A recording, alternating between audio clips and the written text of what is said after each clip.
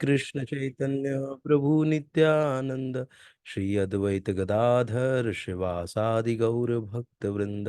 हरे कृष्णा कृष्णा कृष्णा हरे हरे, हरे राम राम राम हरे हरे। जय श्री प्रभुपाद की जय, अनंत कोटि वैष्णव वृंद की जय। हरे कृष्णा, स्वागत है सभी का। बहुत अंतराल के बाद हम लोग आज मिल रहे हैं। तो आशा करता हूँ सब लोग मज़े में होंगे। तो हम लोग, किसी को कुछ बोलना है तो बोल सकते हैं, 2 मिनट।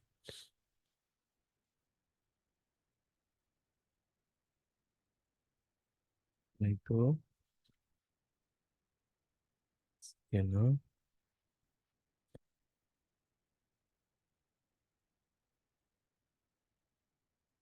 स्क्रीन शेयर करता हूँ।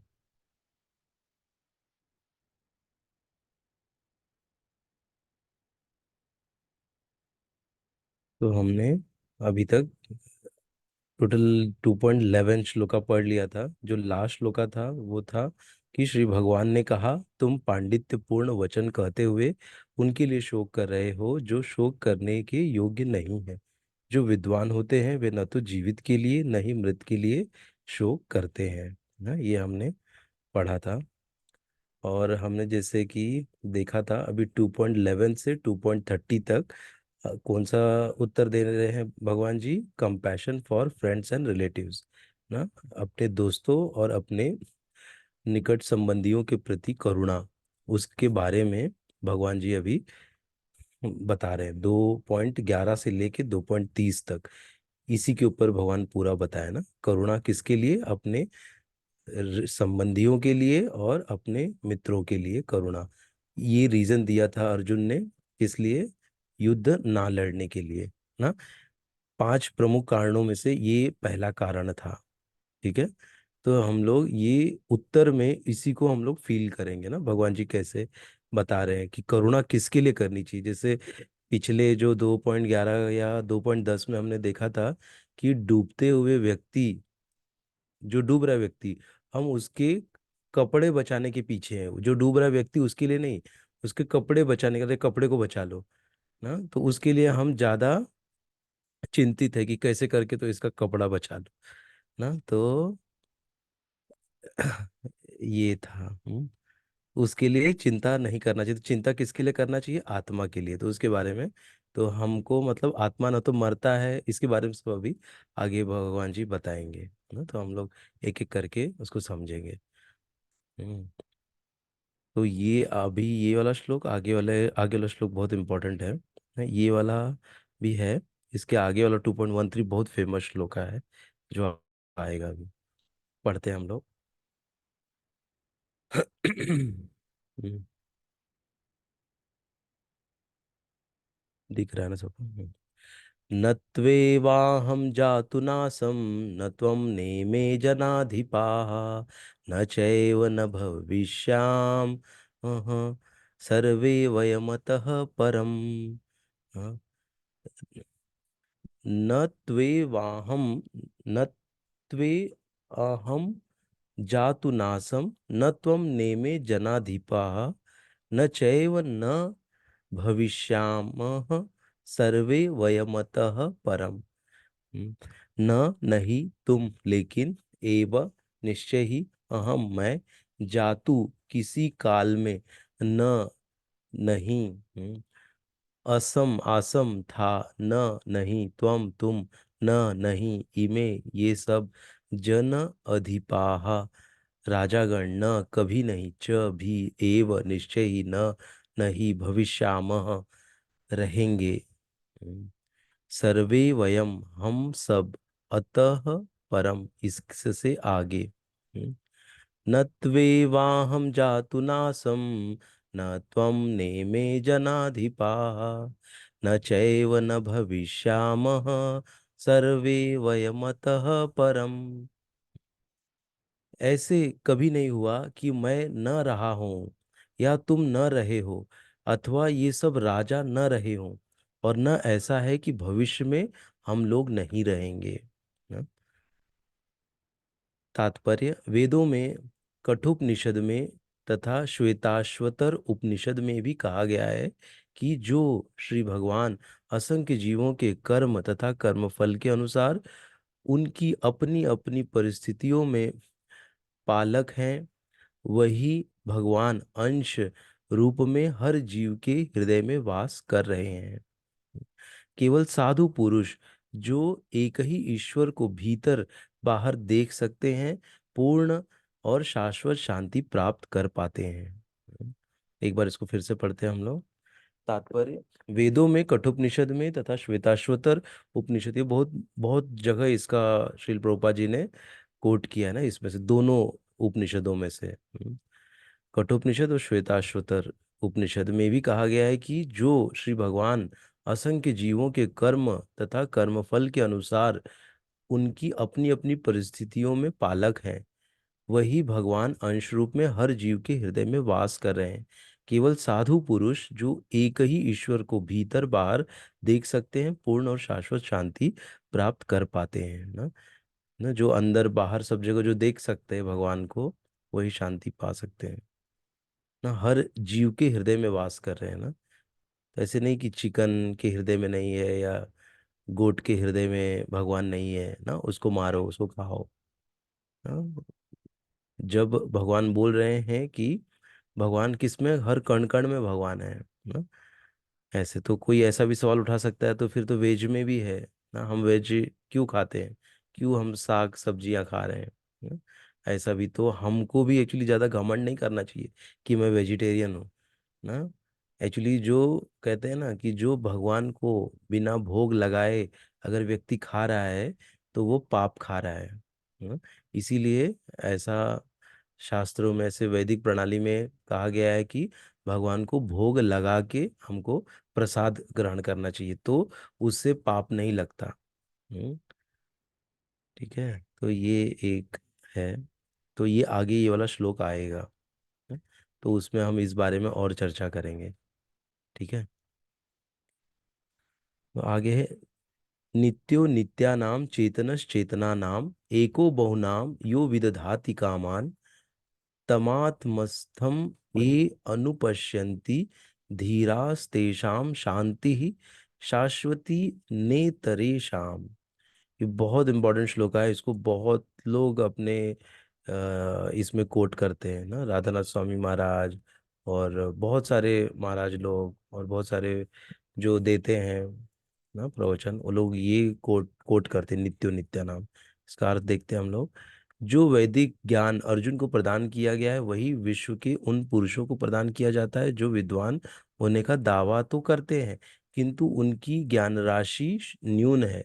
भगवान ये स्पष्ट करते हैं कि वे स्वयं अर्जुन तथा युद्ध भूमि में एकत्र सारे राजा शाश्वत प्राणी हैं, और इन जीवों की बद्ध तथा मुक्त अवस्थाओं में भगवान ही एकमात्र उनके पालक हैं। भगवान परम पुरुष हैं, तथा भगवान का चीर संगी अर्जुन एवं वहां पर एकत्र सारे राजागण शाश्वत पुरुष हैं। ऐसा नहीं है कि ये भूतकाल में प्राणियों के रूप में अलग अलग उपस्थित नहीं थे, और ऐसा भी नहीं है कि वे शाश्वत पुरुष बने नहीं रहेंगे। उनका अस्तित्व भूतकाल में था और भविष्य में भी निर्बोध रूप से बना रहेगा, अतः किसी के लिए शोक करने की कोई बात नहीं है। ये मायावादी सिद्धांत की मुक्ति के बाद आत्मा माया के आवरण से पृथक होकर निराकार ब्रह्म में लीन हो जाएगा और अपना अस्तित्व खो देगा। यहाँ परम अधिकारी भगवान कृष्ण द्वारा पुष्ट नहीं हो पाता। हाँ, जैसे कहते हैं ना कि ब्रह्म लीन हो गया, ब्रह्म में मिल गए और हमारा जो अस्तित्व है वो खत्म हो गया, ऐसा भगवान नहीं कह रहे हैं ना। मायावादी सिद्धांत के अनुसार मुक्ति के बाद आत्मा माया के आवरण से पृथक होकर निराकार ब्रह्म में लीन हो जाता है, ऐसा बोलते हैं, लेकिन ऐसा नहीं होता है। हाँ? अपना अस्तित्व खो देगा, यहाँ परम अधिकारी भगवान कृष्ण द्वारा पुष्ट नहीं हो पाता। न ही इस सिद्धांत का समर्थन हो पाता है कि बद्ध अवस्था में ही हम अस्तित्व का चिंतन करते हैं। यहाँ पर कृष्ण स्पष्टतः कहते हैं कि भगवान तथा अन्यों का अस्तित्व भविष्य में भी अक्षुण्ण रहेगा ना। भगवान तथा अन्यों का अस्तित्व, अन्य मतलब जितने जीव हैं सबका भविष्य में भी अक्षुण्ण रहेगा, जिसकी पुष्टि उपनिषदों द्वारा भी होती है। कृष्ण का यह कथन प्रामाणिक है, क्योंकि कृष्ण मायावश नहीं है। यदि अस्तित्व तथ्य न होता तो फिर कित तो फिर इतना बल क्यों देते, और वह भी भविष्य के लिए। मायावादी यह तर्क कर सकते हैं कि कृष्ण द्वारा कथित अस्तित्व आध्यात्मिक न होकर भौतिक है। हैं? क्या कि मायावादी यह तर्क कर सकते हैं कि कृष्ण द्वारा कथित अस्तित्व आध्यात्मिक न होकर भौतिक है, ऐसा बोल सकते हैं। यदि हम इस तर्क को कि अस्तित्व भौतिक होता है स्वीकार कर भी ले, तो फिर कोई कृष्ण के अस्तित्व को किस प्रकार पहचानेगा। कृष्ण भूतकाल में भी हैं, अपने अस्तित्व की पुष्टि करते हैं, और भविष्य में भी अपने अस्तित्व की पुष्टि करते हैं ना। जैसे भूतकाल में कैसे कि मैं किसको सुनाया, मैं विवस्वान को, सूर्यदेव को भी मैंने भगवद गीता सुनाई ना, कहते हैं। कृष्ण भूतकाल में भी अपने अस्तित्व की पुष्टि करते हैं, और भविष्य में भी अपने अस्तित्व की पुष्टि करते हैं। उन्होंने अपने अस्तित्व की पुष्टि कई प्रकार से की है, और निराकार ब्रह्म उनके अधीन घोषित किया जा चुका है कि उनके अधीन है। कृष्ण सदा सर्वदा अपना अस्तित्व बनाए रहते रहे हैं। यही यदि उन्हें सामान्य चेतना वाले सामान्य व्यक्ति के रूप में माना जाता है, तो प्रमाणिक शास्त्र के रूप में उनकी भगवत गीता की कोई महत्ता नहीं होगी ना। अगर उनको नॉर्मल व्यक्ति समझ लेंगे तो इस भगवत गीता का कोई महत्व नहीं रह जाएगा। ना, ये भगवत गीता का इतना महत्व क्यों है? क्योंकि ये आध्यात्मिक है ना, ये भगवान से जुड़ा हुआ है, और भगवान ने इसको स्वयं बोला है ना। और ये स्वयं बोला कौन बोलते हैं ना, किसका महत्व ज्यादा रहता है? जो तीनों गुणों के अधीन ना हो, जो तीनों गुणों के परे हो, जो शुद्ध सत्व में हो। अगर व्यक्ति वैसा शुद्ध सत्व में है, अगर वो कुछ बोलता है ना, तो वो उसके वो तीनों गुण, उसके ऊपर माया का प्रभाव नहीं है, तीनों गुणों का प्रभाव नहीं है ना, तो उसके मुख से जो भी वाणी निकलती है वो भगवान को ग्लोरीफाई करने के लिए ना, भगवान से जुड़ी होती है और आध्यात्मिक होती है। तो यहाँ पर तो स्वयं भगवान ही है ना, इस भगवत गीता को बोले हैं ना। तो उनके ऊपर तो ऐसा कोई तीन गुण का तो कोई सवाल ही नहीं होता, तीनों गुण उनके ही अधीन है। हम्म।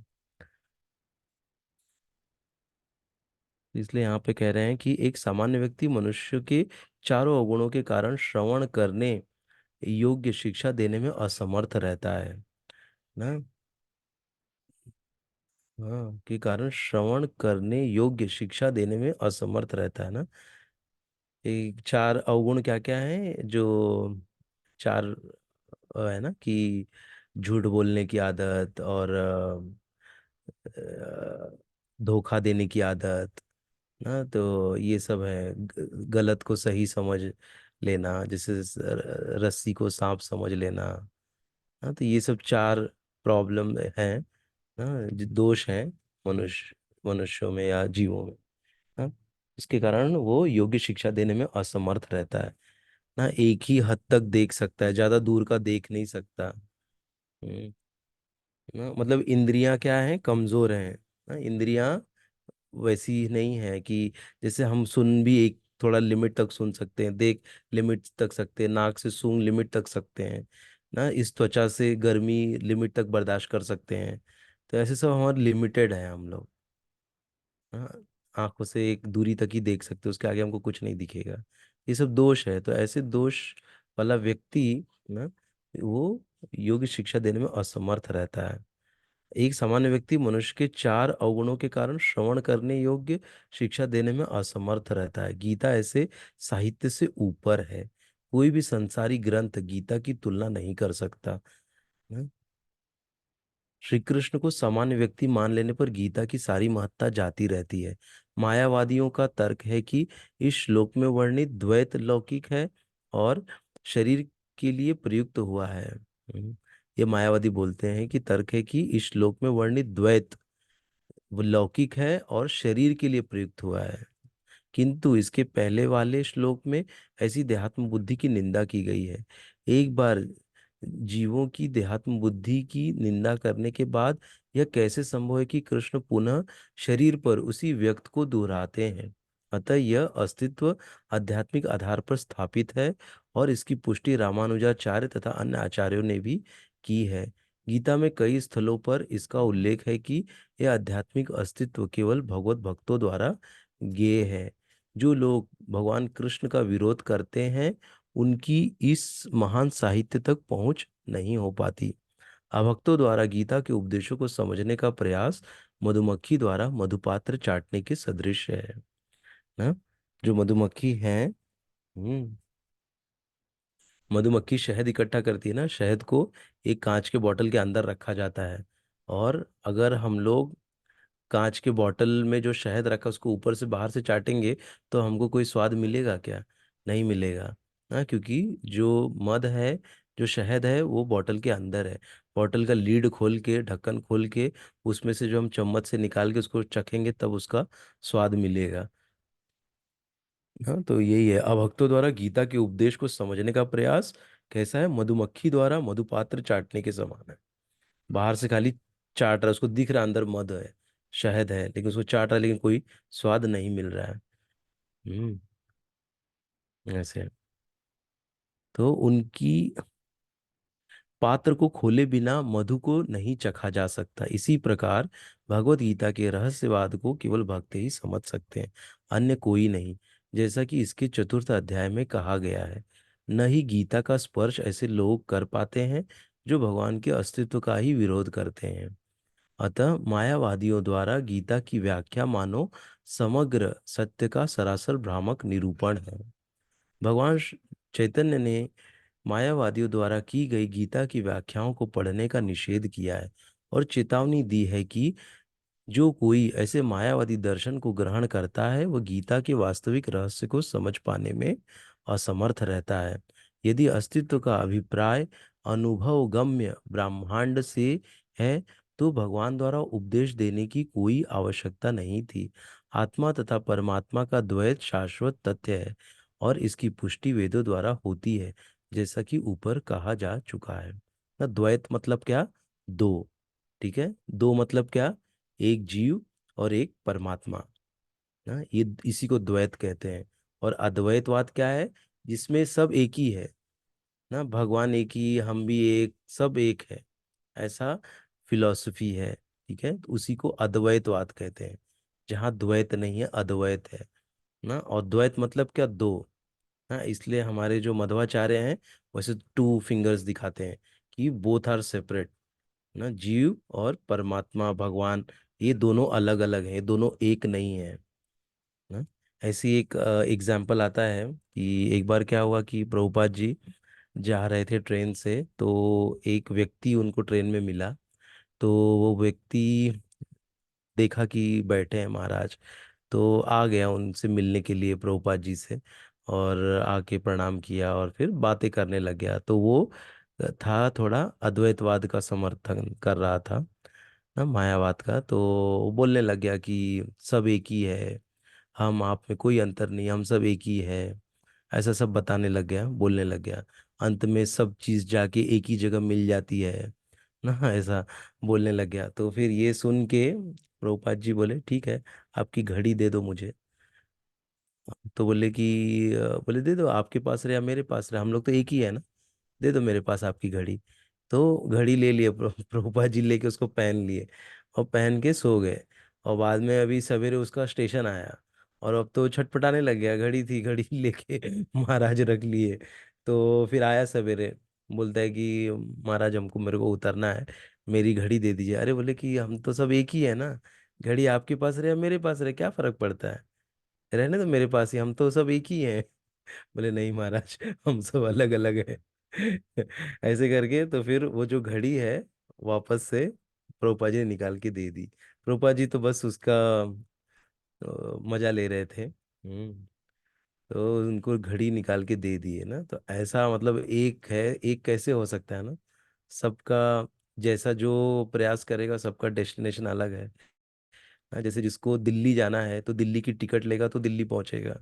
हाँ, कलकत्ता का टिकट लेगा तो कलकत्ता पहुंचेगा, सब लोग एक ही जगह कैसे पहुंचेंगे? ऐसे है।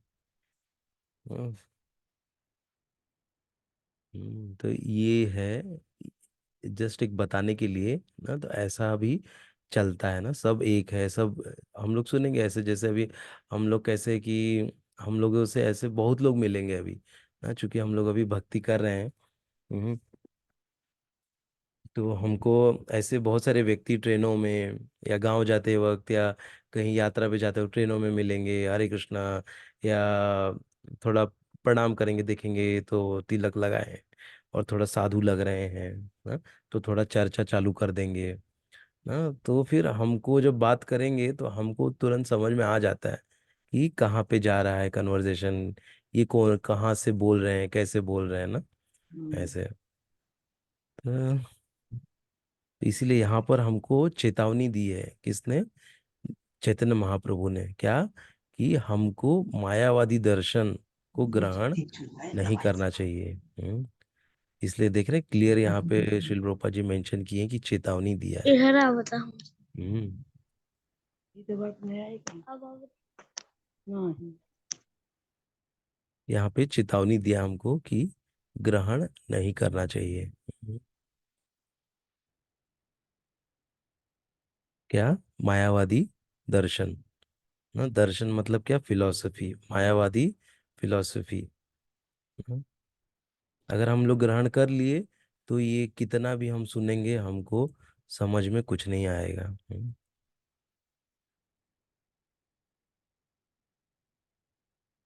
हम्म यस माता जी, सब लोग सेम लॉजिक के होते हैं, और भक्ति कृष्ण प्रेम की कोई नहीं समझता है। ये एक थोड़ी कृपा लगती है माता जी, और कृपा की वजह से ही ये होता है। ऐसे नहीं कि कोई नहीं समझेगा, हाँ, लेकिन इसके लिए कृपा लगती है, और एक किसी भक्त की कृपा से ही कोई किसी को भक्ति मिलती है। हाँ, ऐसे है।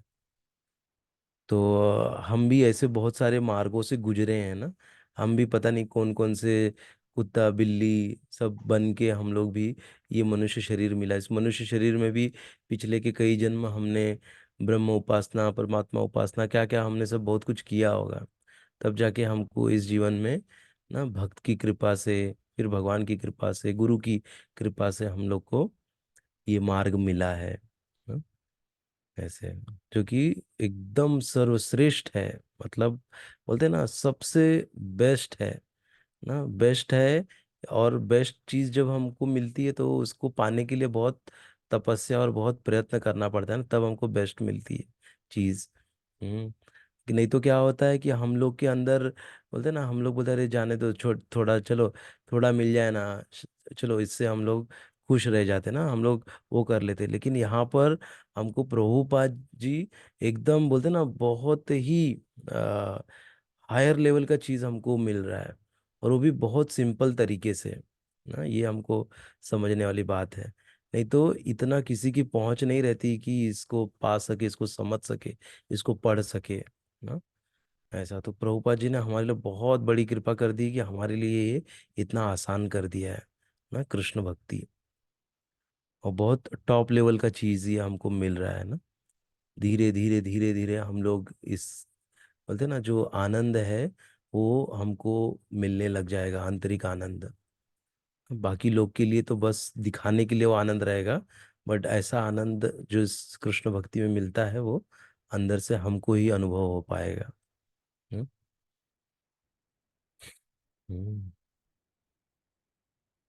तो ये था कि फिर से एक बार पढ़ते, भगवान चैतन्य ने मायावादियों द्वारा की गई गीता की व्याख्याओं को पढ़ने का निषेध किया है ना, इसलिए ना हमको सुनना भी नहीं चाहिए ना। तो जैसे हम कहीं ऐसे कोई बोलेगा ना, अगर कोई हमको पता चल गया कि ये मायावाद फिलॉसफी बोल रहा है, उस समय हमको क्या होना चाहिए? हमको एकदम क्या बन जाना चाहिए? हमको तमोगुणी बन जाना चाहिए ना। तमोगुणी का अर्थ क्या है? कि क्योंकि देखो हम लोग ये सब चीज छोड़ नहीं सकते, हमारे अंदर तमोगुण रजोगुण सतोगुण ये चलते रहता है ना। लेकिन तमोगुण बनने का मतलब क्या है? कि हमको आलसी बन जाना है, और जैसे सो जाओ या ना सुनना ना, जो अलर्टनेस है उसको खो देना। ऐसे समय में ना कोई अगर कुछ ऐसा प्रवचन दे रहा है, कोई बता रहा है, तो एकदम आप वो हो जाओ, जितना तमोगुणी बन सकते हो बन जाओ वो टाइम पे ना। अगर ऐसा कभी टाइम आएगा तो। हम्म, नहीं सुनना है, बचना है, खुद को बचा के रखना है। नहीं तो उनको भी भगवान ने बहुत शक्ति दी है ना, क्योंकि सब तो भगवान के ही अंश हैं ना। भगवान उनको भी शक्ति देते हैं ना, उनको भी भगवानी फिलॉसफी दे रहे हैं, तो वो भी अपने स्थान पे बहुत ही स्ट्रांग रहते हैं। अगर हम फिर सुनेंगे तो हम हो जाएगा, उनसे आकृष्ट हो जाएंगे। और जब उनसे आकृष्ट हो गए तो क्या हो गया, हम अपने लेवल से नीचे आ गए। हाँ, ऐसे एक ऐसा बता रहे थे प्रभु जी लेक्चर में कि जैसे रहता है ना एक्स एक्सिस, ऐसा ना, ऊपर पॉजिटिव और राइट साइड में पॉजिटिव, इधर निगेटिव, नीचे निगेटिव रहता है ना, -1 -2 माइनस फिर जीरो। जो ये इंटरसेक्शन है दोनों का ना, ग्राफ देखिए ना, बनाते हैं जो ग्राफ ऐसे प्लस बनाते हैं, फिर प्लस के ऊपर का सब पॉजिटिव, नीचे का निगेटिव, राइट साइड का पूरा पॉजिटिव निगेटिव। तो जो कहते हैं ना कि ये लोग परमात्मा तक आ गए हैं, तो ये सब जीरो पे आ गए हैं। जब भक्ति चालू करेंगे तब एक्चुअल में वो पॉजिटिव पे आना चालू होते हैं, नहीं तो वो लोग सब जीरो पे खड़े हैं, ऐसा भी बोलते हैं। हाँ? वो सब जीरो पे खड़े हैं। तो जैसे भक्ति चालू होती है ना, तब भगवान जब आते हैं, भगवान दिखने लगते हैं, भगवान के ऊपर फोकस होने लगता है ना, भगवान के साकार में रूप से प्रेम होने लगता है। उनकी सेवा जब चालू होती है ना, नाम रूप गुण लीला इनका स्मरण श्रवण कीर्तन जब ये होने लगता है ना, तब हमारी भक्ति एक्चुअल स्टार्ट होती, तब वो व्यक्ति जीरो से प्लस की तरफ आने लगता है ना? ऐसा नहीं तो फिर बाकी सब क्या है, सब निगेटिव में ही है। हम्म। ठीक है। तो ये था, यदि अस्तित्व का अभिप्राय अनुभव गम्य ब्रह्मांड से भगवान द्वारा उपदेश देने की कोई आवश्यकता नहीं थी। आत्मा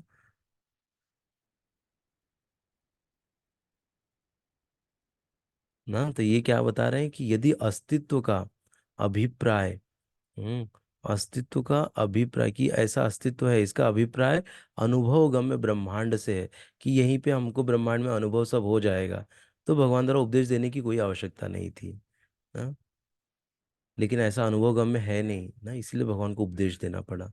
आत्मा तथा परमात्मा का द्वैत शाश्वत तथ्य है ना, आत्मा और परमात्मा द्वैत दो ना, आत्मा परमात्मा ये शाश्वत तथ्य है, और इसकी पुष्टि वेदों द्वारा होती है, जैसा कि ऊपर कहा जा चुका है। ठीक है।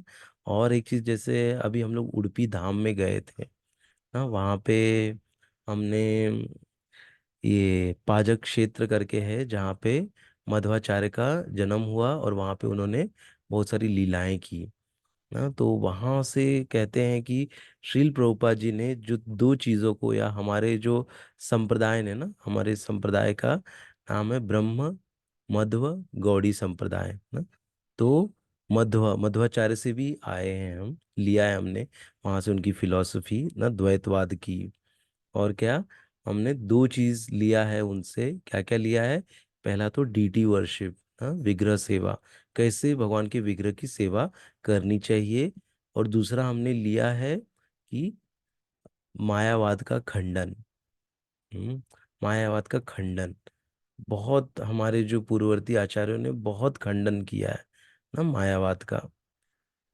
क्योंकि मायावाद ऐसा है कि एक बार आ गया तो हम भगवान से क्या हो गए, दूर हो गए। फिर भगवान हमारे लिए क्या बन जाएंगे, परमेश्वर परमात्मा ना, निराकार। तो हम भगवान को ना देख पाएंगे ना कुछ, तो उससे हमारा भगवान से रिलेशन नहीं बैठ पाएगा ना, हमारे लिए चीजें बहुत टफ हो जाएंगी ना? इसीलिए हम दो, इसीलिए देख रहे हैं हम लोग प्रभुपाद जी अपने परपट में कितना सब डाले हैं ना, ये सब चीजें लेके आए हैं ना। चैतन्य महाप्रभु का कैसे ना निषेध किया है, पढ़ना नहीं चाहिए, चेतावनी दी है ना, ये सब। और जब चैतन्य महाप्रभु थे, उन्होंने भी सेम चीज दिखाया ना। एक उनके उनके जो डिवोटी थे, वो भी ऐसे ही, हमने जो लास्ट पढ़ा था ना चैतन्य भागवत में, हमने देखा था उनका नाम शायद मुकुंद था। एक भक्त थे जो कि मायावाद का जाके मायावादियों का भी संग करते थे, मुकुंदी थे। और आके चेतन महाप्रभु का भी संग करते थे। तो जब चैतन्य महाप्रभु महाप्रकाश लीला कर रहे थे, सबको कृपा दे रहे थे, तो उनको भी सबने बोला, वो भी आए। तो उनको महाप्रभु ने बोला, मैं इनको कृपा नहीं दूंगा, क्योंकि ये जाके इसका संग करते हैं, मायावादियों का संग करते हैं। ये जाके उनके बीच में भी रहते हैं, उनके बीच में भी बैठ के सब कथा श्रवण करते और करते, मैं इनके ऊपर कृपा नहीं करूंगा। ऐसे करके बोलते हो। और और बोलते हैं कि ना ऐसे बोलते हैं। और एक चीज कुछ तो ऐड किया था उन्होंने कि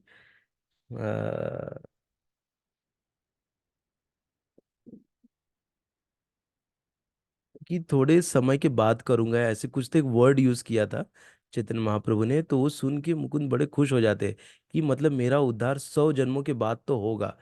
ऐसे कि हाँ, 100 जन्मों तक इसका उद्धार नहीं होगा, ऐसे बोले थे चैतन्य महाप्रभु। तो उसने वो बात पकड़ ली और खुश हो गया कि खाली 100 जन्म तक नहीं होगा ना, तो 100 जन्म के बाद तो मेरा उद्धार हो जाएगा, ऐसा ना। तो वो बहुत खुश होकर नाचने लग गया, अरे वाह, मुझे कितना अच्छा भगवान ने मेरे ऊपर कृपा कर दी कि मुझे तो, मैं तो यहाँ तो हजारों जन्म तक यहाँ पड़ा रहता और मेरा उद्धार होने का कोई चांस नहीं था, लेकिन अब भगवान ही बोल दे कि मेरे 100 जन्म के बाद मेरा उद्धार होगा, तो अब मेरा उद्धार होना निश्चित है। तो ये जब भगवान सुनते हैं चैतन्य महाप्रभु, तो वो भी खुश हो जाते हैं अंदर अंदर, और फिर उसको बुला के उनको कृपा देते हैं कि वो तो उनका पार्षद ही था, तरंग पार्षद था भगवान का। हाँ, लेकिन देखो मतलब भगवान ने वहां पर भी दिखाया कि जो मायावादियों का संग करता है ना, तो उसको कृष्ण भक्ति और ये सब चीजें नहीं मिलती, दूर रहता है वो, भगवान की कृपा से थोड़ा दूर हो जाता है ना, ऐसा। और प्रभुपाद जी ने भी अपने बहुत सारे परपट में ये सब बहुत बताया है ना। हम्म। माता जी क्या बोल रहे हैं आप? माया से बचे कैसे, स्पेशली यूथ, क्योंकि कोई ना कोई बड़ा ऑब्स्टेकल आ ही जाता है। यस माता जी, सबके मार्ग में ऑब्स्टेकल्स आते ही हैं ना, चुनौतियां आती ही हैं। हम्म अवरोध आते ही हैं ना, ऐसे नहीं कि किसी के मार्ग में नहीं आते, लेकिन वो जो अवरोध या चुनौतियां या ऑब्स्टेकल्स जो आते हैं, वो क्या होते हैं ना, भगवान की कृपा से, भक्तों की कृपा से, गुरु की कृपा से बहुत छोटे हो जाते हैं ना, उसका इम्पैक्ट एकदम ना के बराबर हो जाता है ना। कैसे? हमारी साधना से ना, हमको हमारे साधना में बहुत ही सिंसियर और सीरियस ना, सिंसियर मतलब क्या, प्रामाणिक, और सीरियस मतलब गंभीर ना, ये दो चीजों को पकड़ के रखना है। क्या? प्रामाणिक और गंभीर। प्रामाणिक मतलब क्या? रोज हम जो चीज कर रहे हैं उसको रोज हमको 10 माला, 8 माला अगर कर रहे हैं तो 8 माला रोज उसको प्रामाणिक रूप से करना है, और उसको बढ़ाने का प्रयत्न करना है ना। जैसे यहाँ आके हम 10 से 10:30, तो इसको रोज करना है। जो चीज हम रोज करते हैं उसका जो प्रभाव है हमारे जीवन पे बड़ा गहरा पड़ेगा। हम्म इसके लिए हमको हमारी साधना मजबूत रखनी है ना, और हमको डिवोटीज के एसोसिएशन में रहना है। तो वो प्रॉब्लम्स या ऑब्स्टेकल्स वो आपके लिए जीरो हो जाएंगे। आप उसको, भगवान इतनी आपको क्षमता, इतनी ताकत दे देंगे कि वो प्रॉब्लम ना बहुत छोटा लगेगा। आपको लगेगा अरे ये क्या है, ये तो कुछ भी नहीं है, चलो। बाकी लोग तो टेंशन में रहेंगे, अरे ये कैसे इसको हैंडल करेगा, क्या करेगा, लेकिन आप तो उसके बारे में सोच ही नहीं रहे हो। आप किसके बारे में सोच रहे हो? आप सोच रहे हो कि कैसे भगवान को प्रसन्न किया जाए ना, क्या भगवान के लिए मैं करूं। आप उसका चिंतन कर रहे हैं। हाँ, तो आपके लिए क्या हो गया कि आपके लिए वो प्रॉब्लम बहुत छोटा हो गया ना। ऐसा क्यों? क्योंकि आपके पास समय ही नहीं है वो प्रॉब्लम के ऊपर ध्यान देने के लिए, ऐसा। लेकिन वो भगवान बराबर से सब संभालते हैं ना, भगवान के ऊपर ही सब छोड़ के रखना चाहिए। जो प्रॉब्लम आएगा, आया है तो प्रॉब्लम समाप्त भी हो जाएगा ना। हमको थोड़ा हायर एक वो मिल जाता है, क्या कहते हैं कि जैसे देखिए ना, अभी हमारे लिए जब हम लोग 5th स्टैंडर्ड में थे तो 5th कितना टफ लगता था ना। मैं ये सिंपल एग्जांपल हमेशा देता हूँ, लेकिन 5th एकदम टफ लगता था। लेकिन आज अगर हमको 5th स्टैंडर्ड में बिठाएं तो 5th हमको कितना आसान लगेगा ना। हमको लगा अरे ये तो कुछ भी नहीं, फिफ्थ तो मैं टॉप कर दूंगी अभी ना। तो ऐसे ही हमको ना जब ये शास्त्र ज्ञान मिलता है, शास्त्र चक्षु मिलता है, तो हमको हायर विजन, मतलब एक होलिस्टिक व्यू, मतलब ऊपर से जो चील है ना जब देखेगा तो उसको तो ये सब चीज़ें कितनी छोटी लगेंगी ना, वैसा हमको सारा चीज़ें हमारे लिए एकदम आसान हो जाता है अगर हमको वो आध्यात्मिक चश्मा अगर हम लगा के सब चीज़ों को देखें तो ना। तो इसके लिए हमको प्रयत्न ही करना चाहिए। और जितना हम भगवान के ऊपर आश्रित होंगे ना, जितना हम भगवान के ऊपर शरणागति लेंगे ना, भगवान की शरण को ग्रहण करेंगे, उतना हमारे लिए चीज़ें आसान होती जाएंगी ना। जितना आप भगवान पे डिपेंडेंट रहोगे, उतना आपके लिए ऑब्स्टेकल ये सब सब गायब हो जाएंगे ना, क्योंकि आपने भगवान की शरण ली है। तो भगवान अभी निपटेंगे उन ऑब्स्टेकल से, आपको निपटने की जरूरत नहीं है, भगवान उसको संभालेंगे। आपको क्या करना है? आपको अपनी साधना पे फोकस करना है, आपको भगवान के बारे में जानना है, उनकी लीला का श्रवण करना है ना, ऐसे करके। और भगवान की जितना आप श्रवण करेंगे, जितना कीर्तन करेंगे, आप भगवान के करीब करीब करीब आते जाएंगे, और आपके लिए बस सब चीज़ें आसान होती जाएंगी ना। आपका मतलब भगवान पे डिपेंडेंसी बढ़ जाएगा ना। तो ये सब चीज़ें हमारे लिए बहुत ज़रूरी हैं। ठीक है। तो अभी हम लोग थोड़ा सा, एकादशी आज है, एकादशी का व्रत कथा लेते हैं, पढ़ते हैं थोड़ा। यस माता जी, चिंतन करना है, लेकिन चिंतन किसका करना है? वो याद रखना है, भगवान का चिंतन। नहीं तो चिंतन हम करेंगे, बहुत सारा चिंतन है ना। बाकी का चिंतन नहीं, भगवान का चिंतन। हम्म, वो आदत पड़ गई तो बाकी का चिंतन हम नहीं करेंगे ना, एक बार भगवान का चिंतन करने की आदत लग गई। हम्म, यस माता जी। सिर्फ परमात्मा, परमात्मा भी कौन? भगवान श्री कृष्ण। नहीं तो परमात्मा में आप उलझ के रह जाएंगे तो आपको पता ही नहीं परमात्मा कहाँ है, कैसे हैं, कैसे दिखते हैं। तो उस कंफ्यूजन में भी ना रह जाएगा। यस माता जी। राधा कृष्ण का हम्म, करना है चिंतन। करीब 2 मिनट दीजिए, मैं फटाफट ये व्रत कथा पढ़ता हूँ।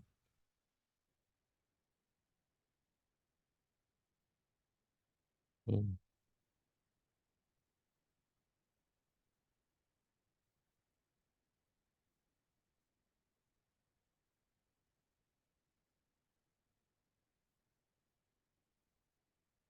आप लोगों को कोई प्रश्न है या कोई कमेंट है? मैं एक बार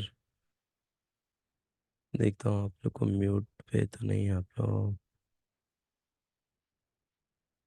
किसी को बोलना है तो बोल सकते हैं कुछ।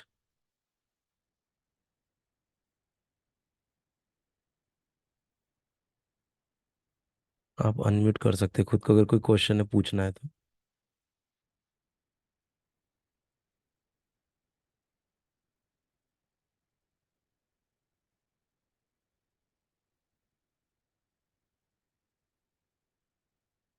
आज षटतिला एकादशी है। हम्म, मैंने अभी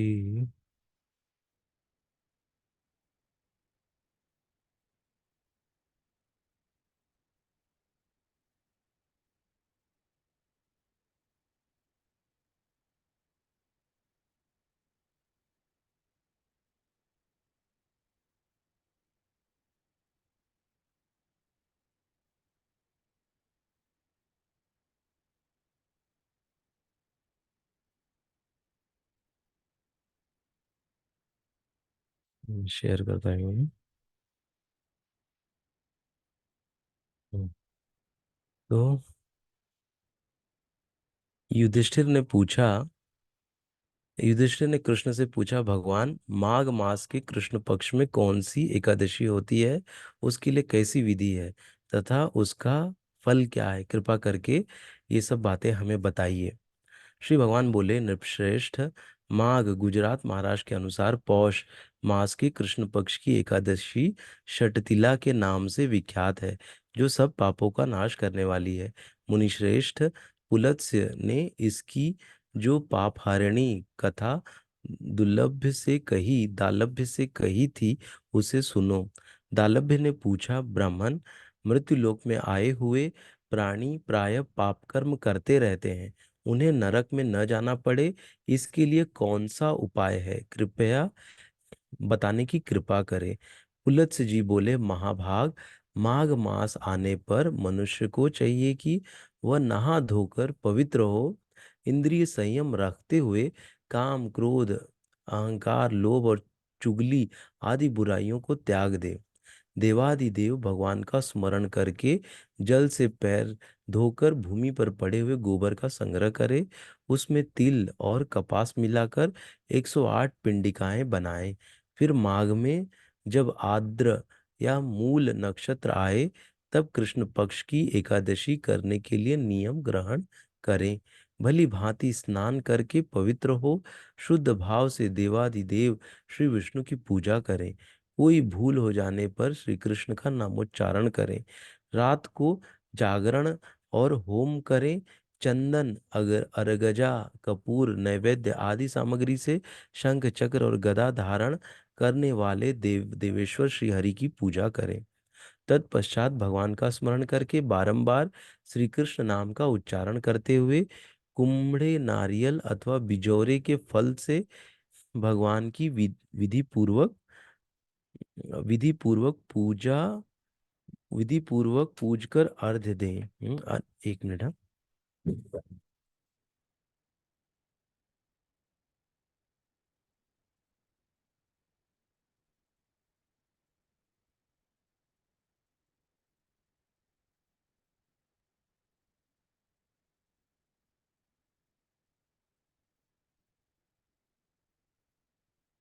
तत्पश्चात भगवान का स्मरण करके बारंबार श्री कृष्ण का नाम उच्चारण करते हुए कुमड़े, और ये पढ़ लिया, बिजोरे के फल से भगवान को विधि पूर्वक पूज कर अर्घ्य दें। अन्य सब सामग्रियों के अभाव में 100 सुपारियों के द्वारा भी पूजन और अर्घ्य दान किया जा सकता है। अर्घ्य का मंत्र इस प्रकार है। कृष्ण कृष्ण कृपालुस्त्वमगति नाम गतिर्भव संसाराणवमग्रानं प्रसिद्ध पुरुषोत्तम। नमस्ते पुंडरीकाक्ष, नमस्ते विश्वभावन सुब्रह्मण्य, नमस्ते अस्तु महापुरुष पूर्वज। गृहाण्यार्घ्य मया दत्तम, लक्ष्म्या सह जगतपते। सच्चिदानंद स्वरूप श्री कृष्ण, आप बड़े दयालु हैं। हम आश्रयहीन जीवों के आप आश्रय दाता होइए। इस संसार समुद्र में डूब रहे हैं, आप हम पर प्रसन्न होइए। कमल नयन, विश्वभावन, सुब्रह्मण्य महापुरुष, सबके पूर्वज, आपको नमस्कार है। जगतपते, मेरा दिया हुआ अर्घ्य आप लक्ष्मी जी के साथ स्वीकार करें। तत्पश्चात ब्राह्मण की पूजा करें। उस जल का घड़ा उस जल का घड़ा, छाता, जूता और वस्त्र दान दे। उसे जल जल का घड़ा मतलब मटका, छाता, छतरी या अम्ब्रेला, जूता, वस्त्र दान करें। दान करते समय ऐसा कहें, इस दान के द्वारा भगवान श्री कृष्ण मुझ पर प्रसन्न हो। अपनी शक्ति के अनुसार श्रेष्ठ ब्राह्मण को काली गौ का दान करें। द्विज श्रेष्ठ विद्वान पुरुष को चाहिए कि वह तिल से भरा हुआ पात्र भी दान करे। उन तिलों के बोने पर उनसे जितनी शाखाएं पैदा हो सकती हैं, उतने हजार वर्षों तक वो स्वर्ग लोक में प्रतिष्ठित होता है। तिल से स्नान होम करें, तिल का उबटन लगाएं, तिल मिलाया हुआ जल पिएं, तिल का दान करें और तिल को भोजन के काम में लें। इस प्रकार हे नृपश्रेष्ठ, 6 कामों में तिल का उपयोग करने के कारण यह एकादशी दशी षटतिला एकादशी कहलाती है, जो सब पापों का नाश करने वाली है। हम्म जैसे कौन कौन सा था कि तिल से स्नान करे, तिल का उपटन लगाए, तिल मिलाया हुआ जल पिए, तिल का दान करे और तिल को भोजन के काम में ले। हम्म,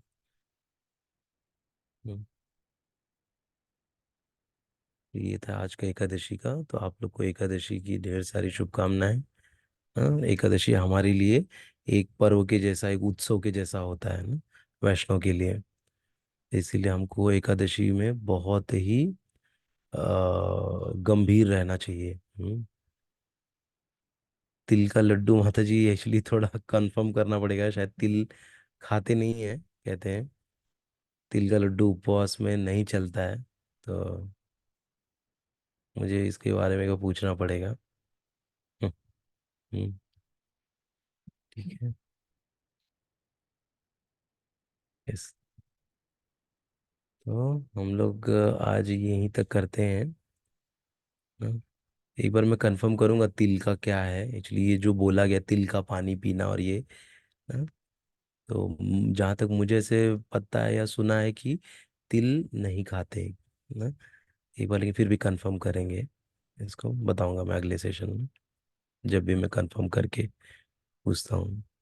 हम्म, तो किसी कोई प्रश्न है? वैसे लेट हो गया हम लोग, तो हम लोग जो भी प्रश्न रहेगा आप कर लेंगे। तो बहुत बहुत धन्यवाद आप सभी का, thank you so much join करने के लिए। हरे कृष्ण, जय श्रील प्रभुपाद की जय, अनंत कोटि वैष्णव वृंद की जय। हरे कृष्णा। दंड प्रणाम सभी को।